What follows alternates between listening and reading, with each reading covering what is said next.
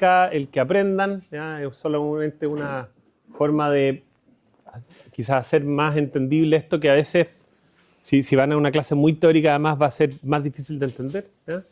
La segunda advertencia es que esta es una industria, la del capital de riesgo, que donde fuimos a aprender mucho a Estados Unidos, y parte de eso es que los gringos, para hacerse la vida fácil, le ponen nombre a las cosas, hacen como conceptos en una palabra, ¿ya? Y entonces muchos de esos términos están aquí, ¿ya? Si hay algo que no entienden, me hacen así, ni un problema. Voy a tratar de ser consciente para que no se me salga en inglés y explicarlo en español.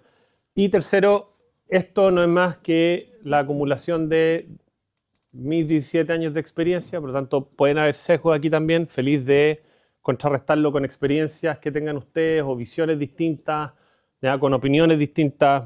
Todos podemos aprender hoy día, así que súper abierto a que pueda ser también más una conversación, ¿ya? Partiendo por el título, que está en inglés, ¿ya? Pero básicamente de ahí dice como prepararse para el proceso de levantar capital, ¿ya? Así que eso, yo soy Federico, tengo un hermano gemelo que se llama Pedro. Mi hermano no encontró nada mejor que trabajar en la misma industria que yo. Entonces vamos a eventos juntos y salimos después y hacemos como una tabla. Así que, ¿quién ganó? ¿Quién conocía más gente? ¿Ya? Tanto que en el último Emprende tu Mente, ¿cachan? Un evento grande que ocurre en Santiago. Ya, si no han ido, tienen que ir. Es muy interesante como para al menos en 2 días, 2, 3 días, estar al día de qué es lo que está pasando en el ecosistema en general. Pero nos generó un problema, entonces yo tuve que mandar a hacer poleas con nombres. O sea, andaba como Federico de Brota y la gente me miraba como, ¿por qué tenía una polera de un reality?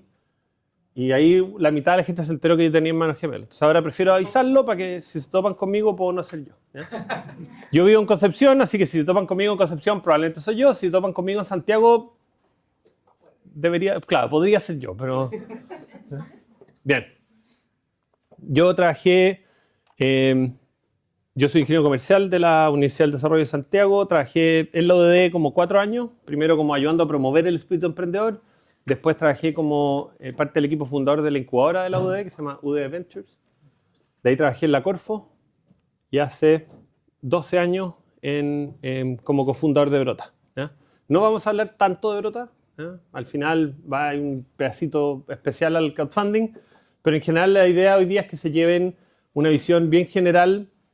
En algunas cosas podemos entrar más en detalle en la medida que nos dé el tiempo y que ustedes tengan interés, pero de cómo es el proceso de financiamiento, cuáles son las alternativas, qué es lo que tienen que tener, ¿ya?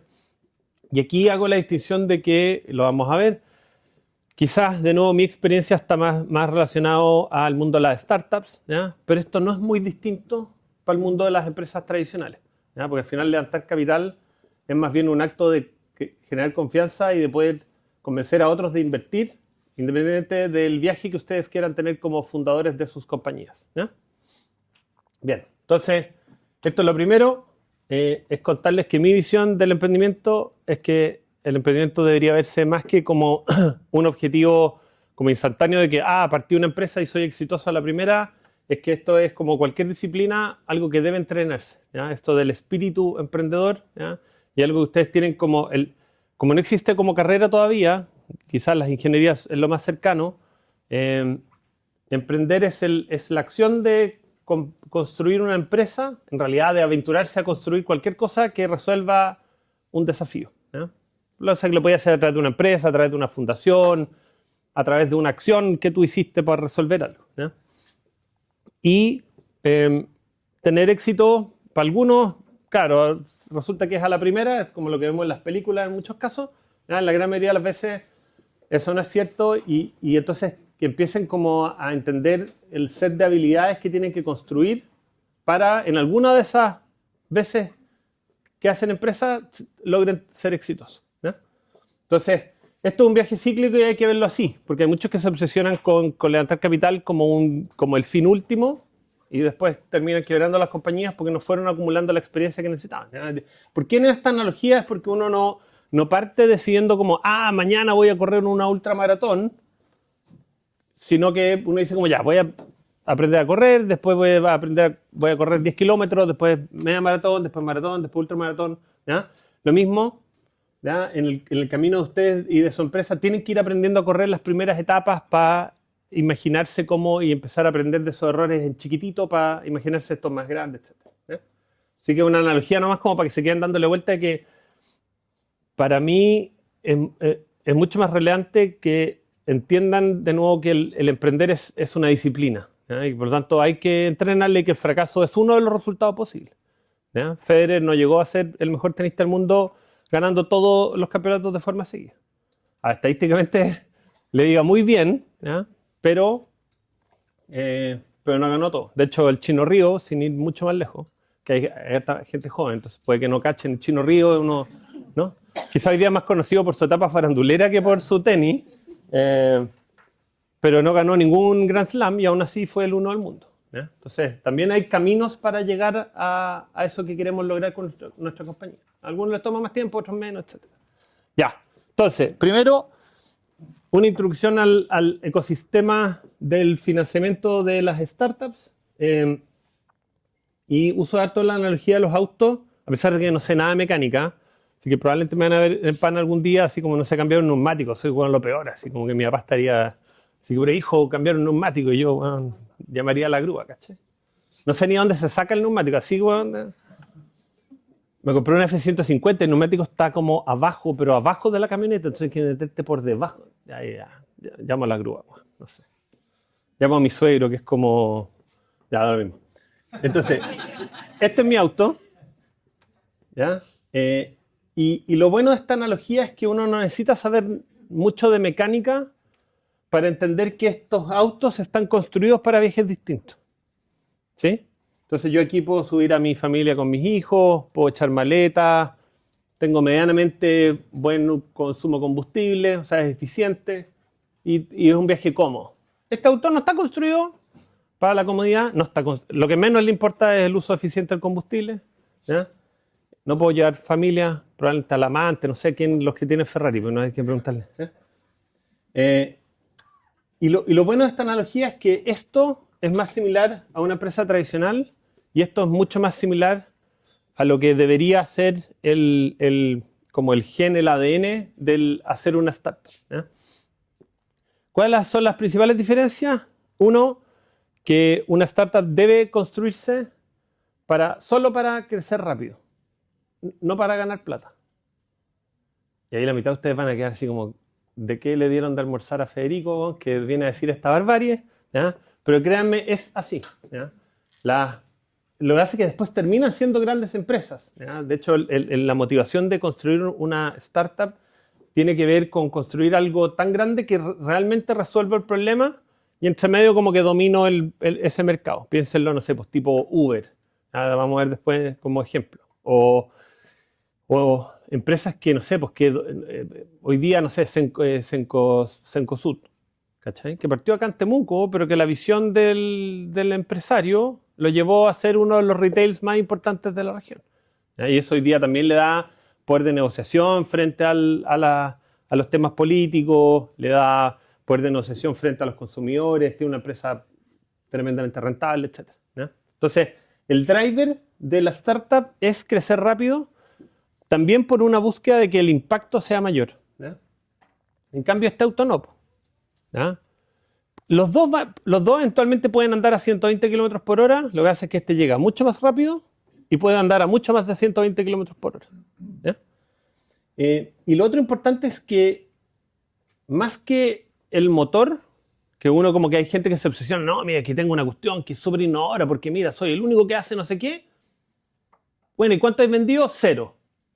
Y eso normalmente pasa porque nos obsesionamos como por construir un motor muy eficiente, ¿ya? En esta analogía, pero no lo que tiene que acompañar a ese motor, ¿ya? Dicho de otra forma, yo agarro el motor de Ferrari, se lo pongo a mi Koleos y mi Koleos no anda más rápido.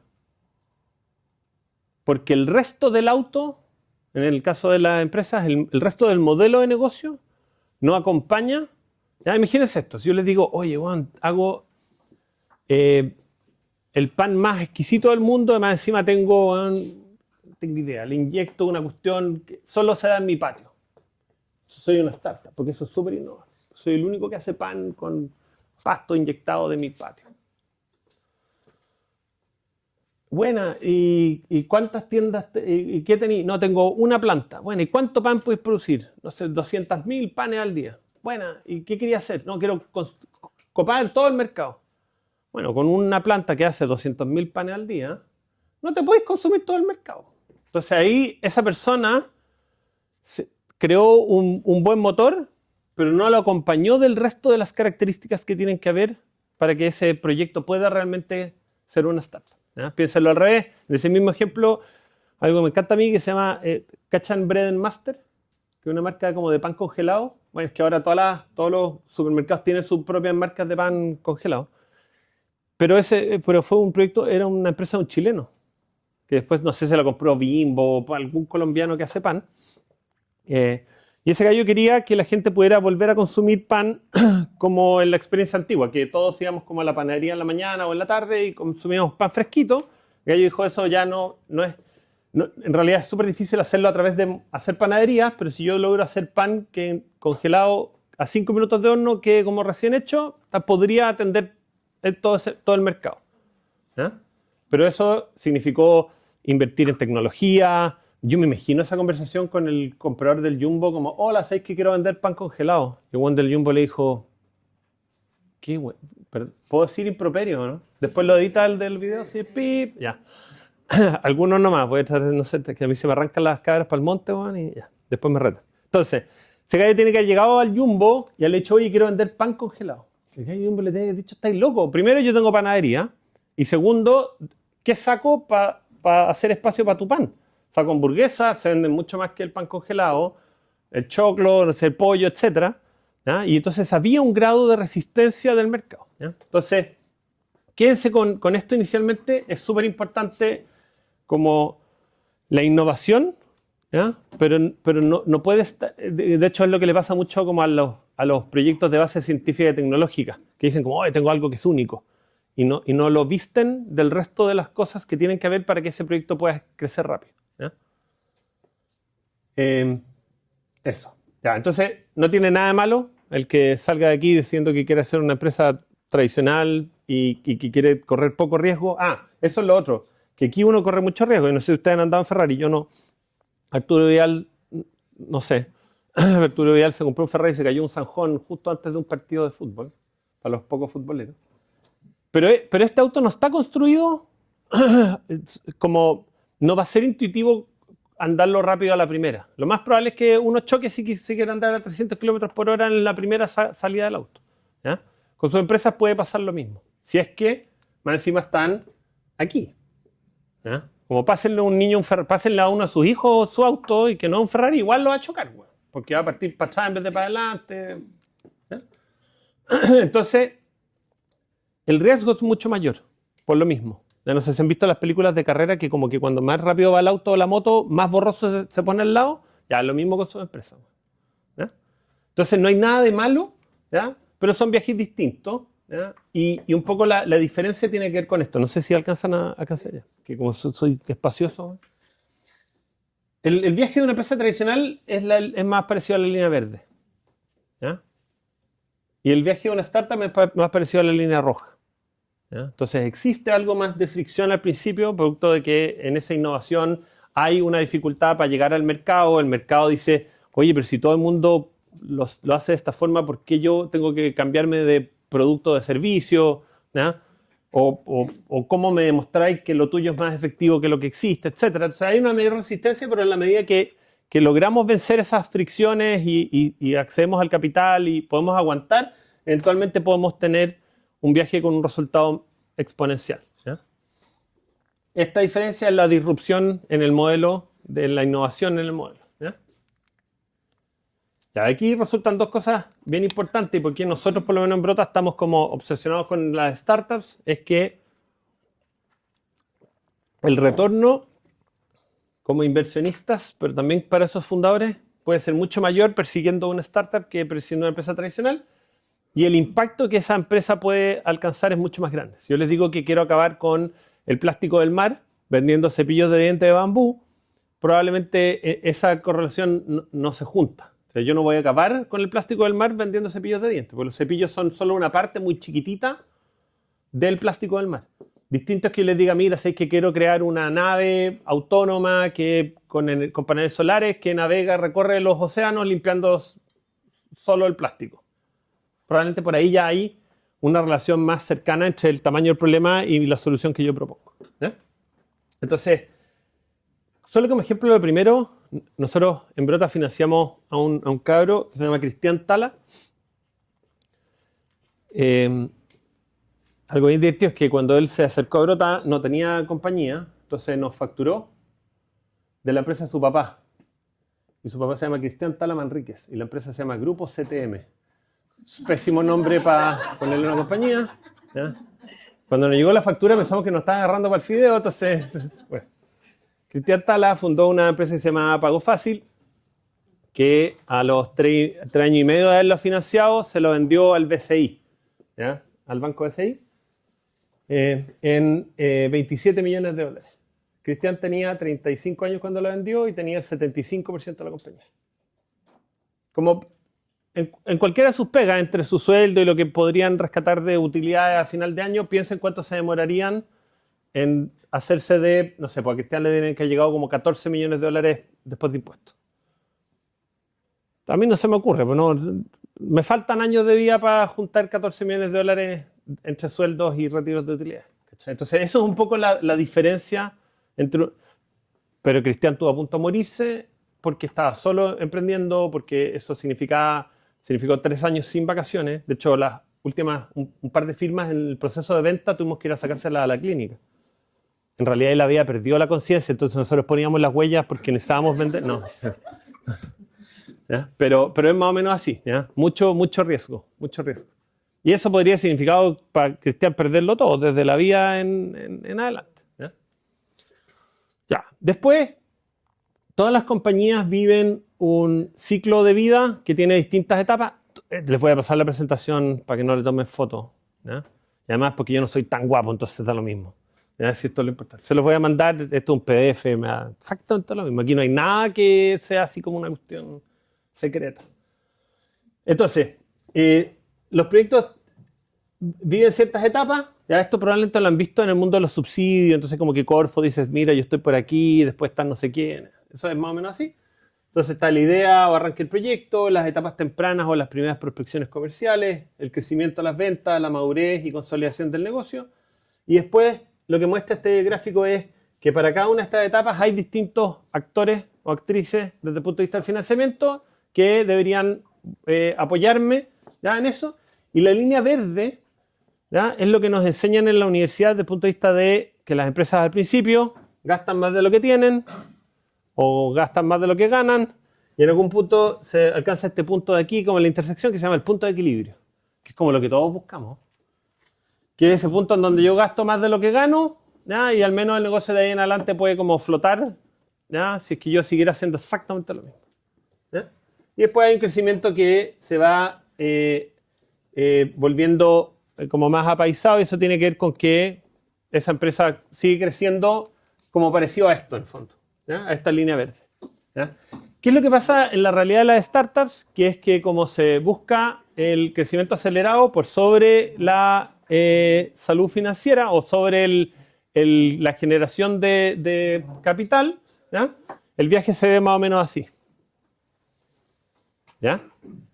Entonces yo, ¿qué es lo que pasa? Empiezo a gastar más de lo que gano. Cuando me voy acercando aquí, como yo lo que quiero es seguir creciendo, empiezo a gastar de nuevo más de lo que gano.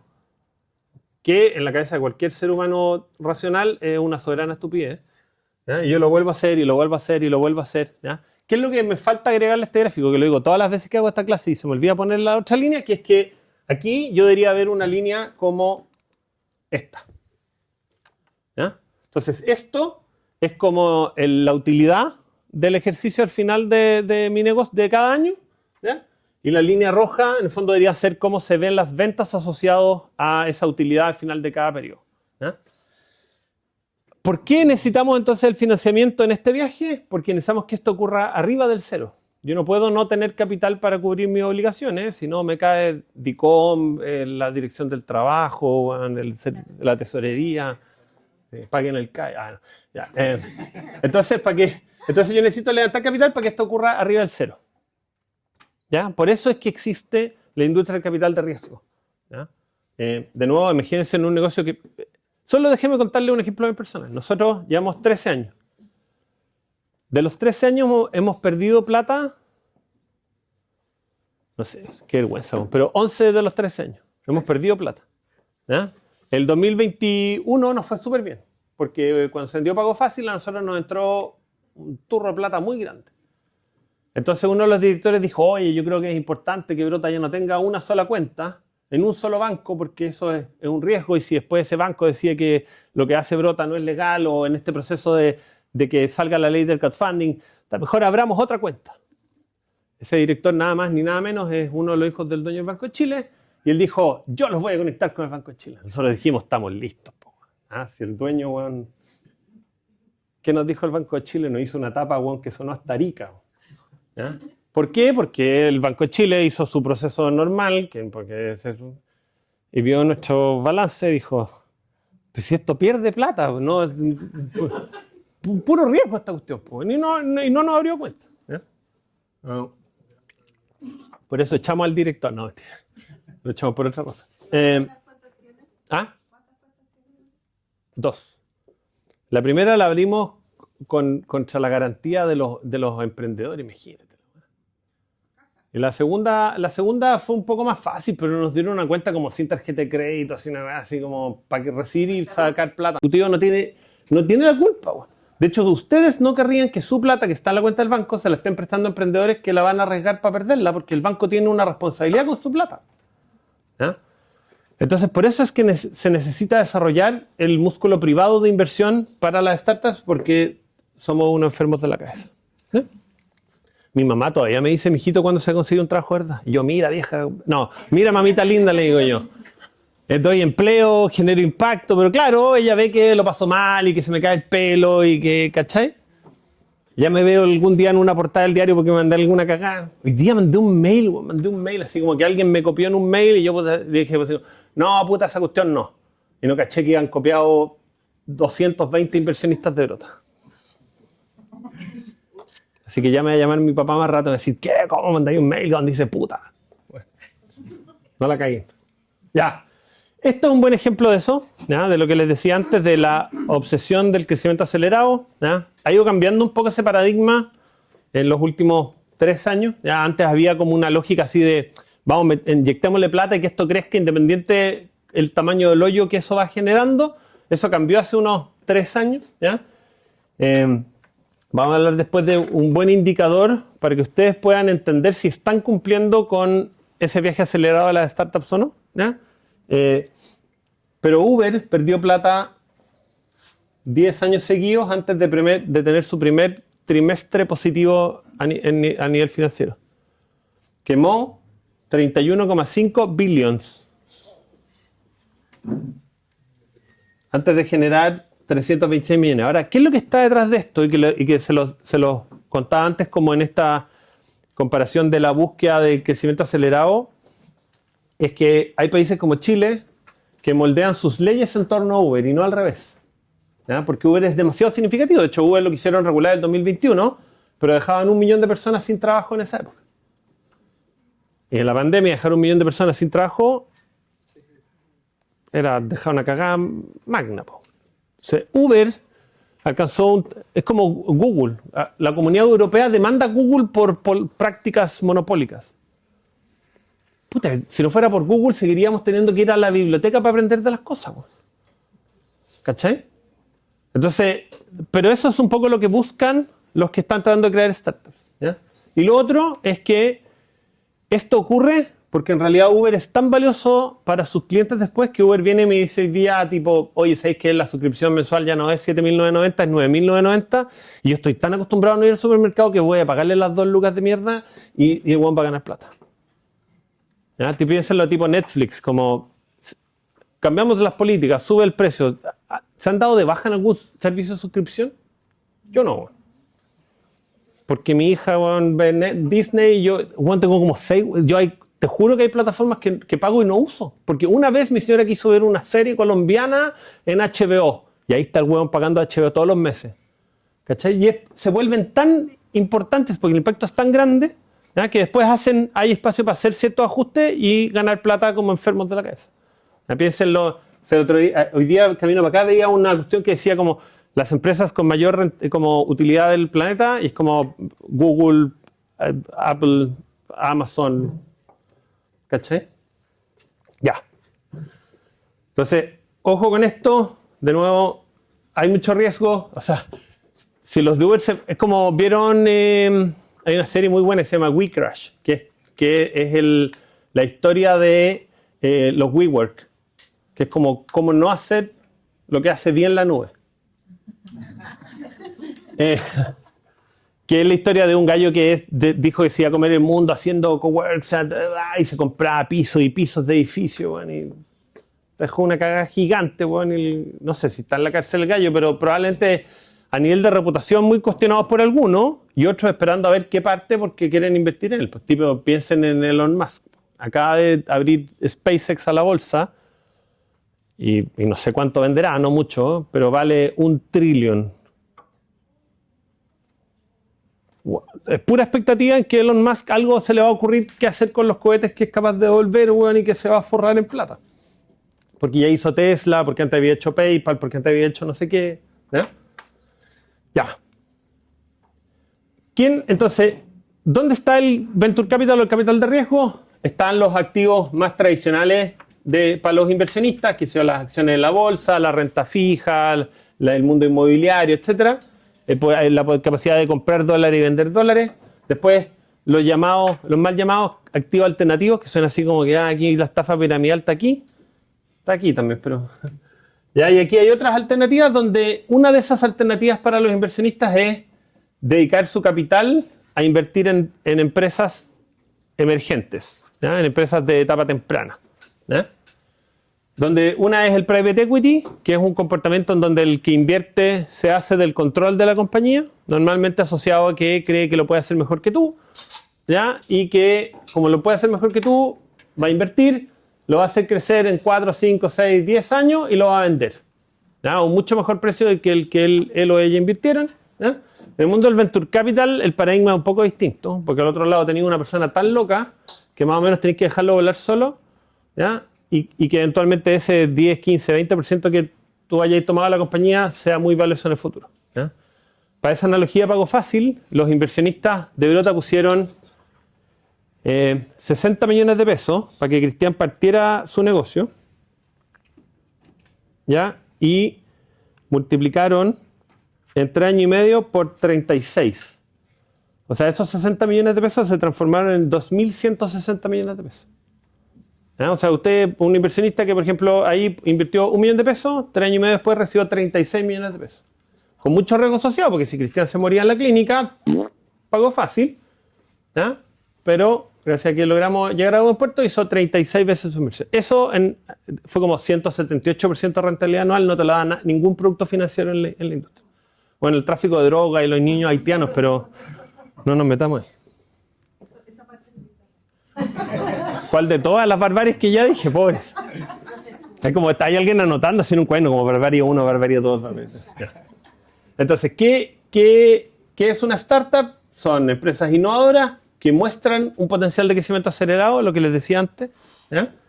Y que están en etapas tempranas. ¿Qué es etapa temprana? Menos de 10 años de vida, ¿ya?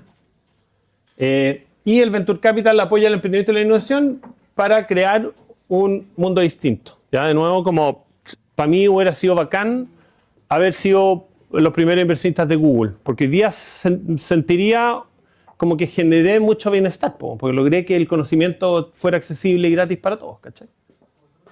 Puede hacer consulta. Siempre tenía una duda de la startup. Sí. ¿Las startups solamente se pueden dar en el ámbito tecnológico o pueden haber otros tipos de rubros de negocio? Es una excelente pregunta. ¿Ya? ¿Y? ¿Era 2 partes de la pregunta? No, una. No, una no. Ah. Sí, por favor. Mira, mi visión es que no. La visión de lo que Corfo ha tratado de empujar, sí. ¿Ya? De hecho, me voy a adelantar un par de láminas. Hoy día existen como 40 fondos de capital de riesgo o fondos de Venture Capital. Corfo financia 95% de esos fondos, o sea, 36 de los 40 fondos. ¿Ya? ¿Cómo lo financia? Viene un gestor de un fondo y dice, oye, pasa el sombrero y dice, yo quiero invertir en startups. ¿Quiénes quieren invertir en mi fondo para que yo a su vez invierta en startups? Porque ustedes no tienen tiempo para andar buscando startups, para filtrarlas, para hacerles seguimiento, etc. Entonces lo voy a hacer yo y ustedes inviertan en mí y yo les cobro un fee para administrar esa cuestión. Bueno, Corfo va y dice, si tú armas un fondo, por cada peso privado que tú consigáis, yo te puedo dar entre 1 y 3 pesos públicos para que tú los metáis en esa bolsa y puedas invertir cheques más grandes. ¿Eh? Y Corfo, lamentablemente, como que decidió que ellos pueden decidir qué es una startup y qué no, y por lo tanto todos los fondos buscan lo mismo tipo de compañías que tienen que tener tecnología.